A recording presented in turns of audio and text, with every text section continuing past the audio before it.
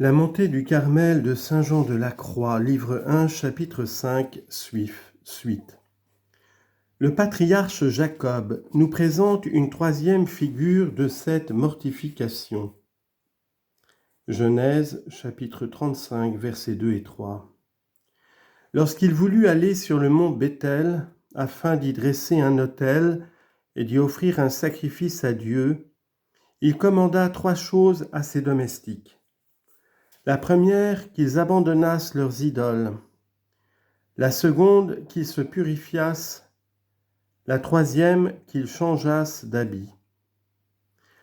Nous apprenons de cette conduite que celui qui veut monter sur la montagne de la perfection chrétienne et faire en son cœur un autel pour présenter à Dieu un sacrifice d'amour et de louange doit accomplir ces 3 choses que nous venons de rapporter. En premier lieu, il doit détruire les dieux étrangers, c'est-à-dire ses attachements déréglés. En second lieu, il doit effacer les taches de ses passions en leur résistant et en faisant pénitence de ce qui les a souffertes dans leur désordre.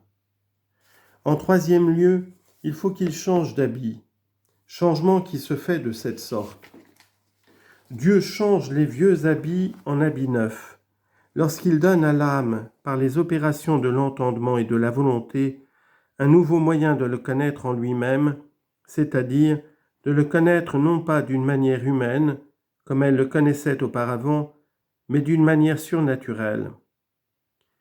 Il éteint aussi l'amour humain et le plaisir de cette personne, et il allume en son cœur un amour tout divin, tellement qu'il fait cesser les opérations de ses puissances en tant qu'elles se faisaient naturellement, et qui lui communique des idées, des connaissances et des affections élevées au-dessus de la nature et accompagnées de consolations infinies.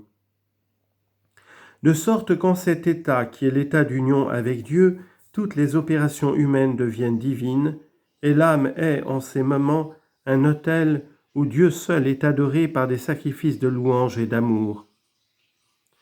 Pour cette cause, Dieu voulut que dans l'Ancien Testament, l'autel sur lequel on devait lui faire des sacrifices fût creux et vide au-dedans. Exode chapitre 27, verset 8. Ce qui montre combien Dieu souhaite que l'âme soit dégagée de toutes choses afin d'être un autel digne de recevoir la majesté divine et de lui servir de demeure. Dieu défendit aussi de mettre sur son autel un feu étranger et d'en retirer le feu qui lui était consacré. Lévitique chapitre 10 verset 1. De sorte que Nadab et Abihu, qui étaient enfants du grand prêtre Aaron, ayant violé sa défense, il les fit consumer au pied de l'autel par le feu qu'il fit tomber du ciel, afin que nous apprenions de là que l'âme qui veut être un autel dédié à son Créateur ne doit jamais laisser mourir en son cœur le feu de l'amour divin, ni souffrir que le feu de l'amour humain la brûle, parce que Dieu ne veut pas qu'aucun objet partage avec lui l'âme qu'il a choisie pour son temple. Aussi nous lisons dans le premier livre des Rois, chapitre 5, que les Philistins, ayant mis l'arche d'alliance avec Dagon, trouvèrent tous les matins ce faux Dieu renversé par terre, jusqu'à ce que cette idole fût enfin rompue en plusieurs morceaux. Or, comme Dieu ne permit pas que cette divinité imaginaire demeurât avec lui dans un même lieu, de même il ne souffre pas avec lui dans un même cœur les passions encore terrestres. Il ne veut que ceux qui observent la loi divine et qui acceptent volontiers les croix intérieures et extérieures.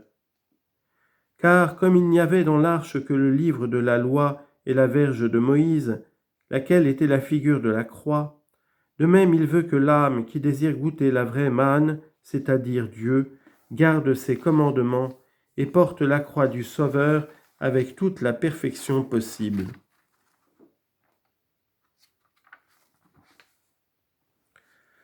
Chapitre 6. Les passions apportent à l'âme 2 dommages, l'un privatif, l'autre positif. On le prouve par plusieurs passages de l'Écriture.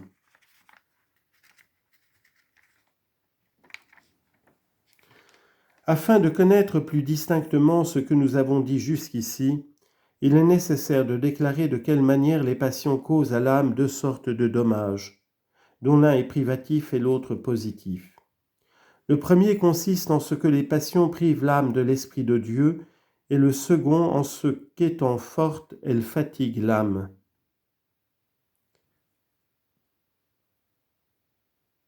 Elles la tourmentent, elles la remplissent de ténèbres et de taches, elles l'affaiblissent. C'est ce que Jérémie exprime en ces termes. Mon peuple, dit-il, a fait deux maux. Il m'a quitté, moi qui suis la fontaine d'eau vive, et il s'est fait des citernes qui sont percées de tous côtés et qui ne sauraient garder l'eau. Jérémie chapitre 2 verset 13. Une seule opération de la passion produit ces deux mauvais effets dans l'âme, car aussitôt que l'âme s'affectionne à quelque créature, plus cette affection jette de profondes racines, moins l'âme est capable d'aller à Dieu, puisque l'amour de Dieu et l'amour des choses créées sont contraires et ne peuvent subsister ensemble dans le cœur. En effet, quelle comparaison y a-t-il entre les créatures et le Créateur, entre les choses matérielles et les choses spirituelles, entre les choses visibles et les choses invisibles, entre les temporels et les éternels, entre la nourriture céleste et spirituelle et la viande terrestre et sensible, entre le dépouillement et la nudité pour l'amour de Jésus-Christ et l'attachement au bien du monde? C'est pourquoi, comme on ne peut introduire une forme dans un sujet avant qu'on en ait chassé celle qui lui est contraire, de même le pur esprit ne saurait entrer dans l'âme avant qu'elle ait étouffé les mouvements de la partie sensible et animale. De là vient que notre Sauveur dit qu'il n'est pas juste de prendre le pain des enfants et de le donner aux chiens, et qu'il ne faut pas aussi leur donner ce qui est sain. Matthieu chapitre 15 verset 26 et Matthieu chapitre 7 verset 6. Dans ces deux endroits, notre Seigneur compare aux enfants tous ceux qui se disposent par le renoncement de leur passion à recevoir le pur esprit de Dieu, et aux chiens tous ceux qui repaissent leur passion des créatures. Car le Père permet à ses enfants de se mettre à table et de manger les mêmes viandes que lui. Mais on n'abandonne aux chiens que les miettes qui tombent de la table à terre. Or toutes les créatures ne sont, pour parler de la sorte, que des miettes qui sont tombées de la table de Dieu. Et ainsi on a raison de dire que ceux qui s'en nourrissent sont en quelque façon des chiens à qui on ôte le pain des enfants, parce qu'ils ne veulent ni se priver de ces miettes, ni aspirer à l'honneur de manger des viandes de leur Père, c'est-à-dire de se remplir du pur esprit de leur Créateur. C'est donc avec justice qu'ils souffrent une faim canine, comme parle David, ces miettes n'étant pas capables de les rassasier, ce qui les oblige, ajoute le même prophète, à courir par toute la ville pour chercher de quoi vivre. Mais comme ils ne trouvent rien qui les contente, ils murmurent. Psaume 58, versets 15 et 16. C'est le malheur de ceux qui flattent trop leur passion d'être chagrins comme le sont ceux qui meurent de faim. Il n'y a donc point de proportion entre la faim que causent les créatures et le rassasiement qui est l'effet de l'Esprit de Dieu, et par une suite nécessaire, l'âme ne peut jouir de l'un avant qu'elle ne soit privée de l'autre.